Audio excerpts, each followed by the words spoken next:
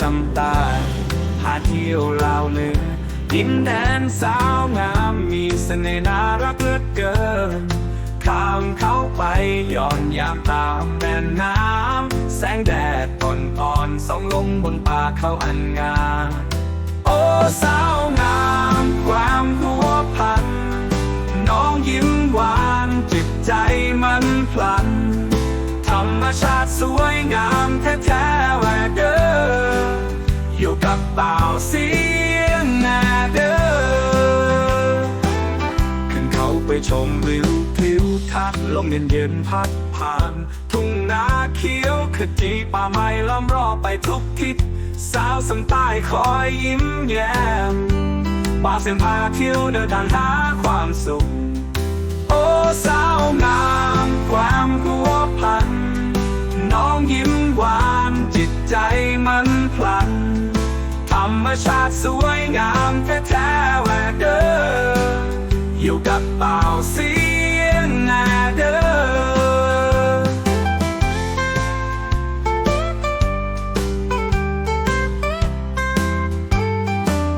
ท่ามกลางป่าผาลายเป่าเสียงมีแต่ความสุขพาไปทุกที่ที่ใจต้องการสาวงามดินแดนนี้ทิวทัศน์ที่น่าจดจำเป่าเสียงสบายดีทุกคนเนาะตอนนี้เป่าเสียงก็อยู่ที่บ้านเป้าไตเนาะบ้านเป้าเต๋อเนาะทุกคนก็เป็นบ้านหนึ่งทุกคนที่ว่าเป็นบ้านน้อยแต่ก็มีความอุดมสมบูรณ์หลายที่สุดเลยได้บ้านนี้บ้านเป้าเต๋อแต่ก็ยังมีคนที่ยกย้ายไปอยู่หลายจุดหลายเขตในบ้านนี้ไปอยู่นครหลวงบ่ไปอยู่ต่างแขวงบ่หลายที่สุดเลยเพราะว่า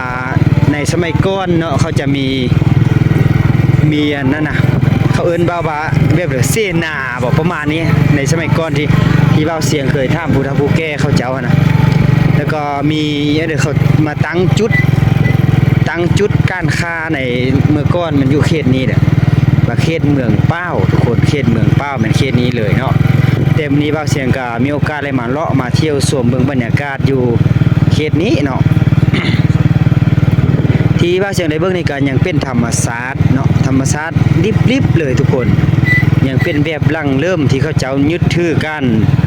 หาอยู่หากินตามธรรมชาติเลยทุกคนเนาะนี่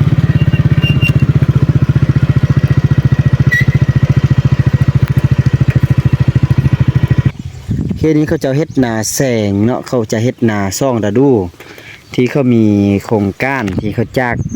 ประเทศเวียดนามนะมาสวยหรือว่ามาบอกวิธีเนี่ยการปลูกเขาแล้วเขาจะส่งค่ายเวียดนามเนาะนั่นก็คือนาแสงเนี่ยเขียวงามอมทุมเนี่ยเขียวงามอีกที่เด้อทุกคนเนาะจะเฮ็ดนาซ่องฤดูแล้วก็มีรายรับบ้านนี้จะมีรายรับหลายสิ่งหลายอย่าง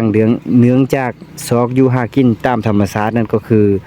ขายหน่อไม้บ่เนาะหน่อไม้บ่หน่อฮกหน่อเฮียสินะไปซอกตามฝูตามป่ามาขายโอ้ที่เว้าเสียงทางพระเจ้านี่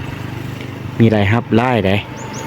ยังเป็นวิถีชีวิตแบบดั้งเริ่มนี่หลายนะอันนี้ก็คือเขาไปหาป้าเนี่ยจากหวยจากของจากเข็มน้ำเด้ใส่น้ำหม้อเอิ้นใส่น้ำหม้อเนาะไปเฮาจะเข้าไปเบิ่งในบ้านมาไปถ่ายวิถีชีวิตก็จะเบิ่งสาวๆเท่านั้นน่ะมีผู้สาวงามๆทุกคน ห่อข้าวต้มเนาะแค่นี้ไปติดตามชมไปกันเลยบ้านเป่าใต้ถ้าเบ้าเป็นภาษาท้องถิ่นเขาจะเอิ้นเป้าเต๋อเลยทุกคนเป้าเต๋อเขาว่าเนาะเป้าเต๋อแต่ว่าถ้าศัพท์ภาษากลางจะแม่นเป้าไต้เนาะเป้าใต้เมืองเป้าเด้บ้านเมืองเป้าสิประมาณนี้นะ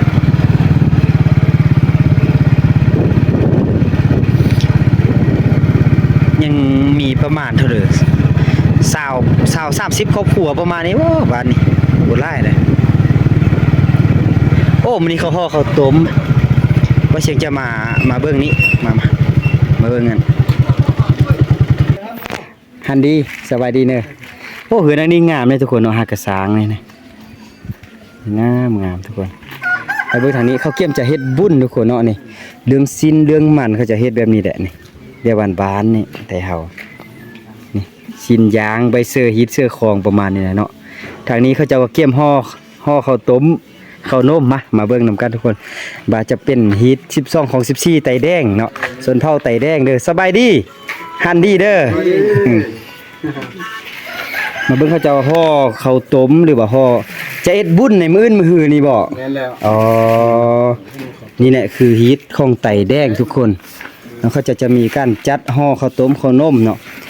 อ้าวอันนี้เขาคือว่าดำๆไปบัดนี้ เขาใส่ซี่เด้ เขาเสื้อซี่เสื้อ ชื่อมึงอ่ะ เสื้อมึงงาว่ะ ใส่มึงงานแล้วก็ โอ้มีกลิ่นหอมเลยว่ะ ใส่มึงงานนี่แหละ มึงงาจากธรรมชาติเลยบ่นี่ ธรรมศาสตร์ อ๋อทุกคนเนาะดวนแต่บ้านเฮานี่บ่มีแล้วว่าเรื่องอันเคมีหยังต่างๆน่ะเขาจะแบบธรรมชาติเลย สา เนาะ มเมตรบ้านเฮา กินหอมอ้อยต้อยเลยเนาะนี่ห่อมื้อนี้มืออื่นมื้อเลยใจแม่นมือบุญน่ะ เงินมื้อฮื้อนี่แหละ อื่นเสื้อพี่เฮือน เป็นวันที่13เลย มื้อเป็นวันที่13เนาะมื้อนี้วันที่10ห่อมื้ออื่นต้ม12 ใส่พี่เงินมื้อ มื้อ12เสื้อพี่เฮือนจะฮิตของเนาะฮิตของห้องไตแดงเนาะจะแม่นมื้ออื่นมื้อฮืออ๋อเนาะทุกคนถ้าอยากมาเที่ยวชมก็ได้เด้อนี่เขาเจ้า เด้อมื้อนั้นจะมาอินกินข้าวต้มน้ำอ้ายเด้อ เจ้าจีมาแวะ จีมาแวะยาม มาทางไทย โดย โดย ทางมื้อนั้นทางสิมีที่กองพี่โกงฟ้อง โอ้มีอันที่ว่าวัฒนธรรมรักษาแบบดั้งเริ่มยังมีเนาะอ๋อ แกงร้องแกงร้องตีกล้อง ซัก ยกซากอ๋อจะเป็นฮิตของส่วนเผ่าไตเนาะเป็นเผ่าไตทุกคนในเมืองซำไตเฮานี่ก็ยังมีหลายอยู่ได้ส่วนเผ่าไตแดงเนาะโอ้ยังกวมหลายเปอร์เซ็นต์เติบเลยทุกคนบ่แม่นจิกวมฮอด 6-70% บ่เนาะส่วนเผ่าไตแดงก็มีหลายเด้ ที่มีอยู่หมองหา60เลย แม่นเนาะอันนี้ก็คือวัฒนธรรม เพราะว่าอยู่เรียบตามชายแดนลาวเวียดนาม จะเป็นบางเปล่าก็เป็น50% นี่คือจะห่อแบบนี้นี่เบิ่งดูแม่อันนั้นน่ะข้าวต้มน่ะมาจับมาเบิ่งดู เอาไม่เอาเป็นนั่นถอย นี่ก็คือเด้อทุกคนข้าวต้มส่วนเผาไตเฮาไตแดงเฮานี่เนาะน่ะจะห่อแบบนี้เนาะนี่ห่อบ่ได้ห่อเยอะเนาะห่อน้อยๆเวลากินมันจะบ่ได้บ่เหลือหั่นน่ะเนาะกินง่ายๆว่าซั่นซะเนาะ กินง่ายเพิ่นกินอันเด้อเด้อเม็ด กินเลยเด้อเม็ด ถ้าเอ็ดเยอะนี่มันจะบ่หมดหั่นมันจะปะเวลาเนี่ยเนาะ เรือ เป็นเลือดแล้วก็บ่งามสินะเสื้ออันเดอแลนี่นะอันนี้ สมัน เสื้อมันอ๋ออันนี้เสื้อมันหมูธรรมชาติเฮานี่แหละเนาะพอเพียงแต่ว่ามันมีรสชาติอันเข้มข้นเขาตื้มเสื้อมันหมูแต่พิเศษทางนี้ก็คือเบื้อมังงาหรือว่าไว้มังงาเด้อทุกคน ที่เขาเจ้ามาผลิตเป็นฟุ้นแล้วก็เสื้อมีกลิ่นหอมที่สุดเลยเด้ออันนี้นี่ รวมสีล้ำ จากธรรมชาติแท้ๆเด้ออันนี้เนาะยังมื้ออื่นมื้อว่าเสียงจะมาเบิ่งวิถีชีวิตของเขาเจ้าเด้อ มาเบิ่ง รถมากินข้าวต้ม เจ้า กินข้าวต้ม เอาขอบเจอเอเนอร์ขอบเจอเอเด้อเอาบ่เสียงจิตกลับแล้วบัดนี้ สมดี บ้านเป้าไตเนาะหรือว่าบ้านเป้าเตอทุกคน เขาเจ้าก็หาง5กะเกียมจะจัดงานบุญประเพณีเนาะฮีต12ของ14ประมาณเนี้ทุกคนฮีตบ่เฮอมองของเบอร์เซาประมาณนี้เนี่ยทุกคนเนาะเขาจะจัดมีการเฮ็ดข้าวต้มข้าวมื้อสิแต่ว่าที่จริงแล้วไทยแดงเฮานี่จะบุญนี่ก็มีเทื่อนึงเทื่อเดียวต่อปีเนาะปีหนึงจะมีเทื่อนึงนี่นะเขาจะเฮ็ดผ้าเขาวผ้านั่นเฮอฟอแม่บ่ที่ว่าล่วงลับเฮอปู่เฮอย่าบ่ล่วงลับไปแล้วเท่านะเขาเจ้าเอิ้นว่าฟี่เหือนเนาะเขาเจอว่าไตแดงนี่เขาเจ้าจะถือศาสนาฟี่เนาะเขาเจ้าถือศาสนาฟี่เขาจะว่าฟี่เหือน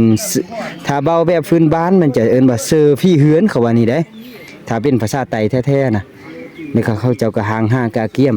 ฟูเลอมาเนาะมาประมาณ2-3มื้อหรือว่า4-5มื้อเขายังตอนรับอยู่เนาะเป็นอาหารการกินบอกจะสู้เหล้าสู้เบียร์โอ้ยสุดเลยนะม่วนสุดแล้วก็ยังมีการกอกร้องเฮ็ดของแบบลังเริ่มนะยังมีการยกซากตีกองเนาะถ้าผู้ใดอยากสัมผัสส่วนเผ่าไตแดงนั่นมาได้เด้อเขตนี้หลายที่สุดเลยทุกคนเขตนี้ของเมืองสำไตนี่มันหลายที่สุดเลยคือส่วนเผ่าไตแดงนี่แหละเนาะฮอดมือบุญนี่โอ้ยม่วนสุดเลยทุกคนเลยผู้ ผู้เหลือก็อยากเฮอไปลิ้นนำเนาะเขาจะทื่อแนวนี้ทุกคน ถ้าว่ามีคนมาลิ้นย่ามเฮือนในมือวุ่นน่ะเขาจะว่าลี่ที่สุดประมาณนี้เนาะมีบุญแล้วก็ตอนรับแขกสำบายไปเฮือนเด้อก็ซ้ำจิม้วนซ้ำจิกินเลยประมาณนี้เนาะเอาจิเลาะขึ้นทางเทิงนี่เบิ่งเนาะเบิ่งไล่เฮือนน่ะที่เขาเจ้าจะห่อข้าวต้มนั่นเฮือนทางนี้กัน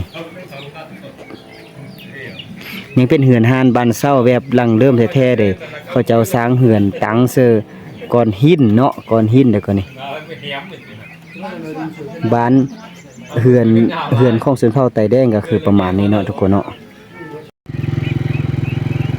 แต่ละเฮือนเขาจะก็ห่างกะเกี่ยมเนาะนี่เบิ่งบรรยากาศของบ้านเป้าเตอหรือว่าเป้าไตนั่นแหละ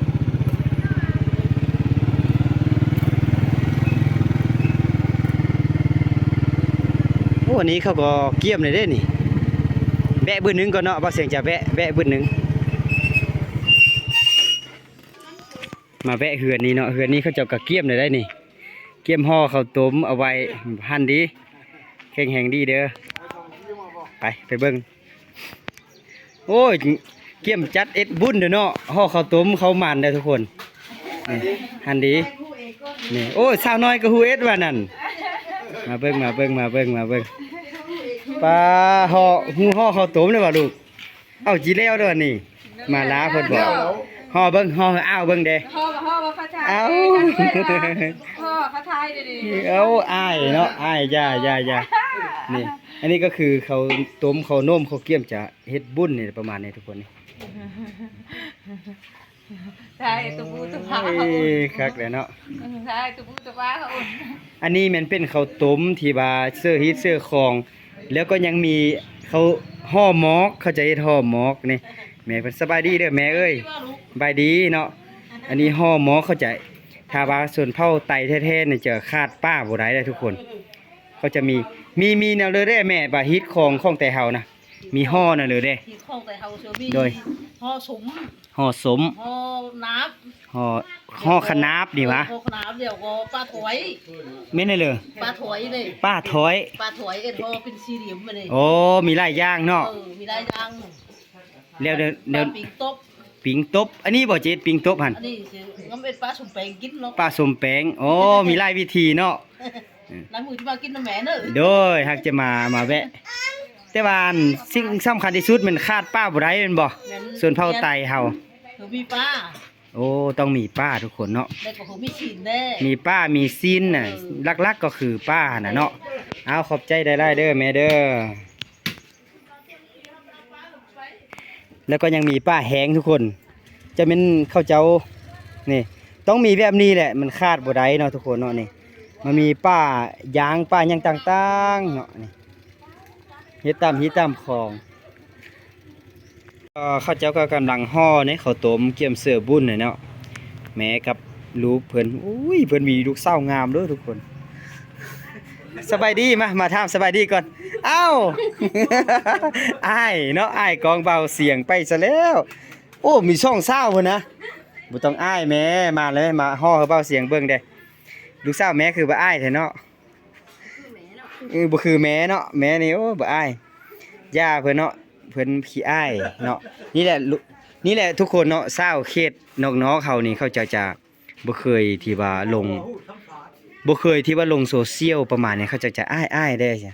เพราะว่าเขาจะอ้ายย้อนว่าเอาลงเฟซหรือลง YouTube ต่างๆเขาจะเห็นผู้บ่าวหั่นนะผู้บ่าวเห็นเขาจะเย้ยเลี้ยวอยู่เนาะ โดยมื้ออื่นจะเริ่มบุญบ่พ่อเกี่ยมยอพาเขาบ่อ๋อมื้ออื่นตอนแรงบ่เจ้าเนาะเป็นฮิตของไต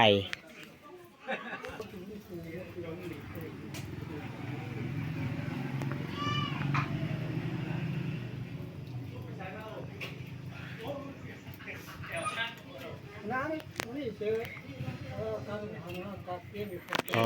มื้ออื่นแม่นเป็นมือที่ว่าย่อผ้าเขาเนาะเป็นมือม้วนที่สุดเลยมื้ออื่นเนาะ พาเขาพนาหางห้ามกัดเยี่ยมเอาอันน่ะเอากัดเถียเฮาโยนน่ะเจ้าให้กินเถอะ นี่แหละทุกคนเนาะก็คือเขาเจ้าทีเฮ็ดบุญเฮ็ดทานของชนเผ่าไตแดงทีเฮ็ดไปหาพอบอแม่บอเนาะที่บ้านล่วงลับ เนาะล่วงลับไป เขาเจ้าจะถือศาสนาพี่เนาะเป็นเผ่าไต่แดง กันไปนี่ก็จัก อืม เดียว เพราะว่าปีหนึงจะเฮ็ดเทื่อหนึงเนาะปีหนึงจะเฮ็ดเทื่อหนึงเทื่อเดียวสินั่นน่ะลูกสาวเพิ่นก็เอาเจอเสื้อเด้อทุกคน เจอเสื้อสวยแม้แต่ว่าอ้ายบ่กล้าสัมภาษณ์น้อง เห็นว่าเสียงมาแล้วก็แล่นแล้วเนาะแม่นบ่ลักแล่นก่อนแล้วแต่ก็ย่าเนาะคุมนี่น่ะอ๋อ Giúp bà lô nắn này bà bán lan na khăm บ้านด้านนาคำ bán lục tệ cái hồng hiên này อ๋อ in phía xuống khủng lên bây giờ เจ้า แต่ว่าดังที่สุดได้เมืองเป้าเนาะมือหยามันบ่ có luôn đến เออ mức เมืองเป้านี่ดังได้ในสมัยก่อน มันแต่ก่อนเมืองหาป้ามูล เออ มาเขาจะว่าเมืองหาป้ามูลเขาว่ามาเอิ้นว่าเมืองป้า เมืองเป้าเนาะ ก่อนเขาว่าเมืองหาป้ามูล เมืองหาป้ามน ป้ามูลมา เจ้า มาเขาเรียกว่าเมืองหาป้ามูลน่ะเขาเรียกว่าเมืองป้า เมืองเป้าว่าง่ายเลยเนาะเว้าง่ายๆเลย บานป้าเป็นลูกเคยของเจ้าชีวิต โอ้แม่นเนาะสมัยก่อนน่ะ โตมีเหงากับเคียง อ๋อ เดี๋ยวมีอันน่ะ เนี่ย อุปกรณ์น่ะนะมีกล้องมีข้องวงเงินวงคำ เจ้า มีตู้เขาจะว่าเขามีอันทำนาเป็นลูกเคยเจ้าชีวิต โอ้เจ้ามีเสื้อสายแต่กี้นี่มาจากทางเดิมของเราบ้านเฮานี่ เด็ก สมัยก่อนมีเสื้อสายมาจากทางเดิมที่เขาเจ้ายกย้ายมา Rồi chắc có hiện đại bà เวีย mùn ดนา mà ม เขตหาป้ามนเป็นเขตของเวียดนามเลยบ่ เวียดนามเวียดนามมาเวียดนามมา เจ้านี่แหละทุกคนเนาะที่มีเสื้อสายส่วนเผ่าไต่แดงแม่นมาจากดินเวียดว่าซั่นๆเนาะ จากเวียดนาม ฮิตของก็คือกับคนเวียดได้เนาะเวียดไตคือเดียวเลยเนาะ เวียดนามบ้านเขาก็อยู่เมืองหาปั๊บ เมืองหาป้ามนอยู่ดินเวียดนะ vâng แต่ว่ามาฮอด không vâng giá บ้าน này นี้บ้านเมืองเขา không mơ nè nên là เป็นเมืองเป้า เจ้า kêu khẩu ca hay cái nào mà lên đấy เออ hai chân thứ nào ถึกหน้าวสวงเดือน11 12เลยเนาะ นำเยอะ อ๋อหาป้ายักษ์โอ้แม่น bố mẹ thầu kê bây giờ có thể sắm và อ่า lục lan su lắm mà là sẽ nha ít nữa ít nào rồi nè lục À. cô เฮ็ดให้ลำบากลำบาก nhớ เนาะ hót đơn si đơn há có lấy ít khẩu mưa à ก็ยังแม่นเข้ามือเด้เนาะ hàng cái hòa hàng không เจ้า vậy เจ้า đi โอ้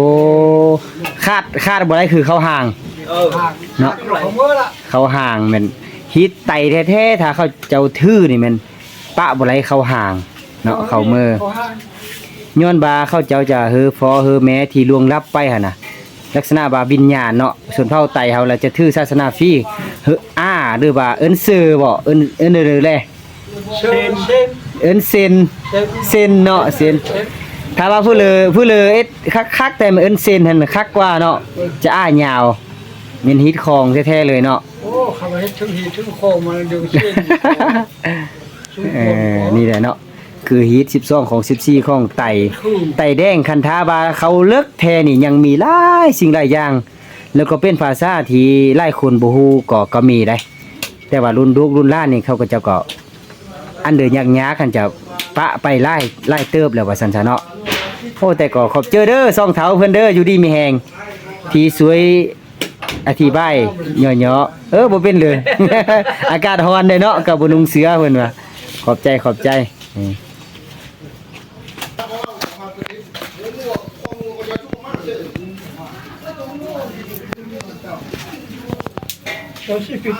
โอ้ทุกคนเนาะที่ว่าเสียงในถ้ำผู้เฒ่าผู้แก่เขาเจ้านะบ้านนี้ก็มีประวัติความเป็นมาเด้ประวัติความเป็นมาเขาเจ้าบ่ยังมีคลองที่ว่าจากเจ้าชีวิตหมอบเฮอนะยังรักษาเอาไว้เนาะยังเป็นแบบลังเริ่มเวลาที่เขาเจ้าจะมีวุ่นมื้ออื่นมื้อหืนเขาจะออกมาเครื่องเสื้อเก่าแก่น่ะเขาจะออกมาแบบว่ามาเสื้อเนาะมาต้อยมาตี้บ่สินะบ้านนี่แหละคือบ้านชนเผ่าแต่แดงแท้ๆแหละทุกคนเขาจะยังรักษาแบบลังเริ่มแล้วก็วัฒนธรรมอย่างดีเลยแหละทุกคนเนาะบ้านนี้